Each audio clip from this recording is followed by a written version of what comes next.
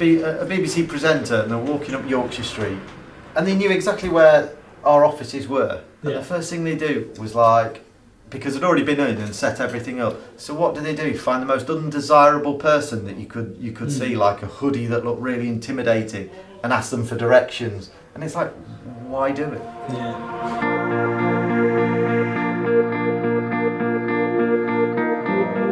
And when you see in the press the rubbish that's written about this town, it really, really annoys me because it reflects on what we do. And it's just like, how dare you make our town look so awful.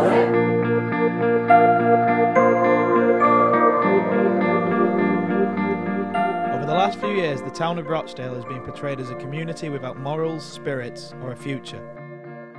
An endless tide of bad press has ruined Rochdale's reputation nationwide, and now finally, we've given the people of the town a chance to show their true colours. We've started where the media left off, by talking to Kirsty Collins, a full-time single mum in the area.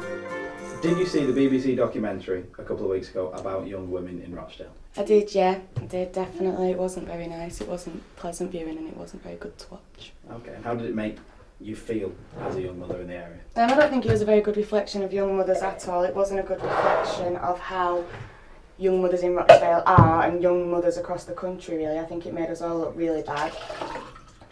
And it just wasn't a good reflection. I wasn't impressed. Right. And do you think the reputation of Rochdale is widely regarded as it's been portrayed in the media over the last few years? No, definitely not. It's not at all. It's there's good parts, there's bad parts, a bit like everywhere, really. It's just the same as being in anywhere. But the media definitely hasn't done any favours. I wouldn't like to come here if I was from out of town and had never been here before, definitely. So do you think people who have never seen Rochdale in a fair light are obviously going to keep this perception that it's a nasty, horrible place? Yeah, definitely. Is there a set stereotype for young mothers in the area? I think there is, but I think that's a lot due to media portrayal, really. The stereotype that obviously has been put onto the telly is that we're all non-educated, no qualifications, on the dole, which is not the way it is. It's just, I mean, some people may be like that, but that's not Rochdale in particular, that's everywhere. But there's also ones like me who are trying to get to college and better yourself and get yourself a nice place and bring up your daughter in a nice environment. Mm-hmm. And have you come across any problems whilst trying to build a future for yourself and your child? Yeah, I have tried to go to college this year. I applied as soon as you could possibly apply for both my college place and my nursery place. Got my college place, didn't get my nursery place due to, well, they've not really given me a reason, so I presume it's just down to statistics. I've got good enough exam results to go. I applied as soon as you needed to. So I'm not really sure what's happened. And where was it you applied to? It was Middleton College. Right. So I just have to try again next year now. Right. Do you think you would have come across the same problems anywhere else? Yeah, I do. Yeah, definitely. I think it's a universal thing, really. It's all over the country. It's not just Rochdale in particular at all. Definitely not. And who or what has been the biggest help to you in recent months? Friends and family, really. The council haven't helped. I've just moved house. They haven't helped me at all. So I suppose it must just be them, really. So really, it's the people of Rochdale. Yeah. I suppose you would put it like that. Yeah. So would you say there's a very strong community spirit in Rochdale? There is between me and my friends, yeah, definitely. And I presume that goes on throughout Rochdale. So yeah, it's definitely not the way it was portrayed anyway. It's not as bad as it's made out to be.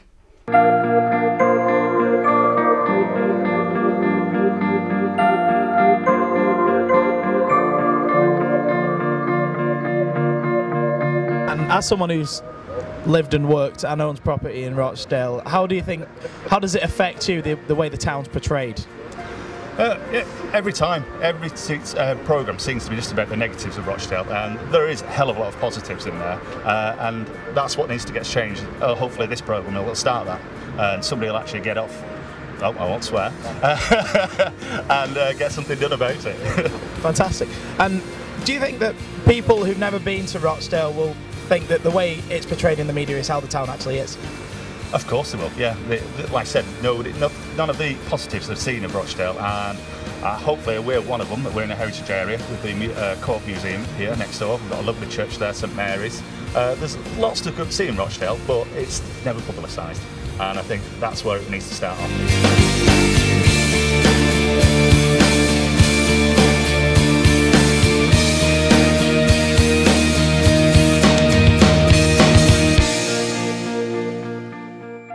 Clearly, everyone in Rochdale feels strongly about the way the town has been made to look and how badly its people are being portrayed, but no one feels as strongly as MP for Rochdale Paul Rowan. We asked him what he thought about Rochdale's image thanks to recent newspaper and television coverage. I thought it was very unbalanced, it was unfair, it gives a very distorted picture of our town. Yes, any town, place like Rochdale, there are good and bad people. I think it's incumbent on the media to present us fairly and to paint a picture that's accurate. And I don't believe that that picture was accurate, and I've had numerous people who've been incensed at that programme. How does the documentary compare with media coverage of the town over the last few years? I think it's been mixed. We've had some good stories, but I think unfortunately in the media's eyes in the last couple of years, whether it's been the focus on failinge, whether it was the wife swap programme, benefits capital, this to me creates a very unbalanced and unfair picture of a town that I was born in, a town that I live in, and a town that I'm proud to represent. Do you think the people of Rochdale and the town itself are represented fairly by popular media? And do you think from an outside perspective people would think Rochdale is as it appears in programmes? I think that varies. I mean, Rochdale's notable for many things in the past. You know, that we are the home of the cooperative movement. John Bright, probably the greatest Victorian after Gladstone, was a Rochdalian. He's buried and represented our town. Recent past, we've had Gracie Fields, Lisa Stansfield, you know, people like Anna Friel. There's a lot of huge amount of creative talent in this town, and we have punched above our weight. The problem comes, I think, when you get a lot of London-centric producers that are looking for quick headlines and wanting to make a fast buck and aren't prepared to portray us fairly or give a proper picture of what the town's about. How would you describe a typical Rochdalian? Typical Rochdalian? There's no such thing, but there are a huge amount of Rochdale characters. And if you've got to mention the names of Lisa Stansfield, Gracie Fields, Cyril Smith. All these people are Rochdale to the fingertips, and they are typical. They're hard-working, blunt-speaking, good sense of humour, and always willing to look on the bright side, and that's what I want to hear more of, and less of this producers from London trying to run us down.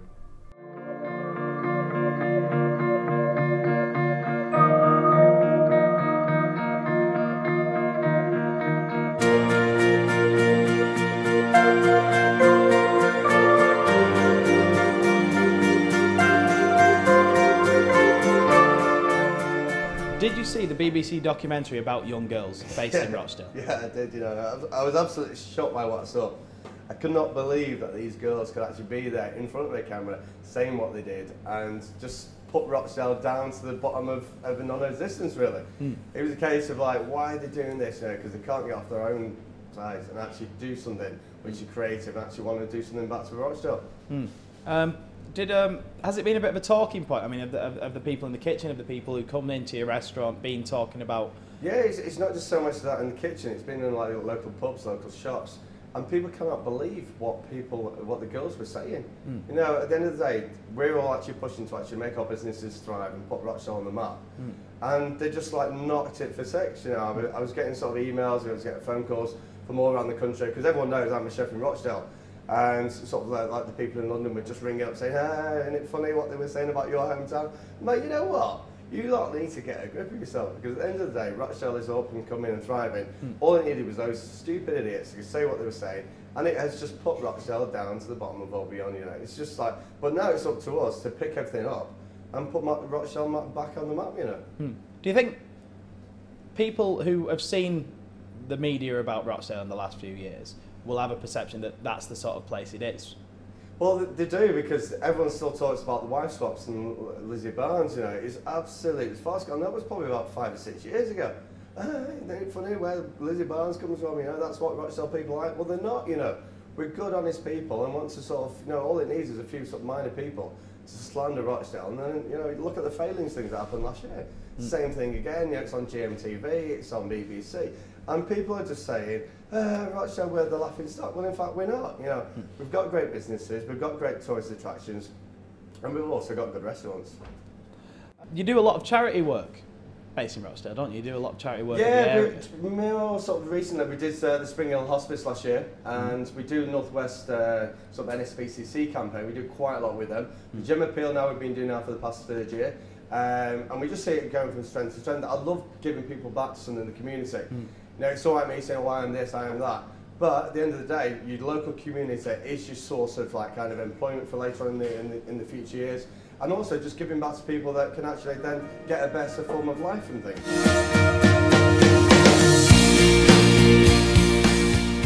16 years ago, Karen Johnson founded the Gem Appeal to tackle genetic and metabolic disorders. The people of Rochdale helped the charity raise millions of pounds and save countless children's lives. We asked her how she felt about Rochdale's bad press. It enrages me, to be perfectly honest. People don't realise that the work that's been done in Rochdale has saved so many children's lives.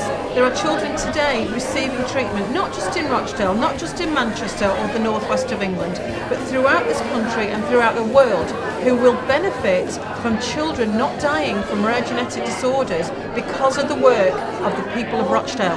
And when you see in the press the rubbish that's written about this town, it really, really annoys me because it reflects on what we do. And it's just like, how dare you make our town look so awful when there are so many good people doing such fantastic work and saving the lives of kids. There would be children who have got no hope of life if it wasn't for the people of Rochdale. Just so you know why these good guys here are filming me today, it's a company called Cheeseboard who are doing a video production about basically the horrendous press that Rochdale has received over the last few years. What we're doing is trying to promote the good that this town does, and I think from the bottom of my heart and from everybody in this room, we can honestly say, up yours, press, because Rochdale's a bloody good place.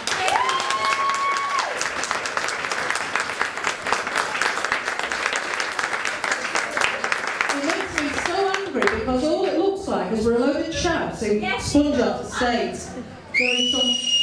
There are some cracking parts of Rochdale, especially where we are now, up at Nutters. I mean, crikey, we could be in Cheshire, couldn't we?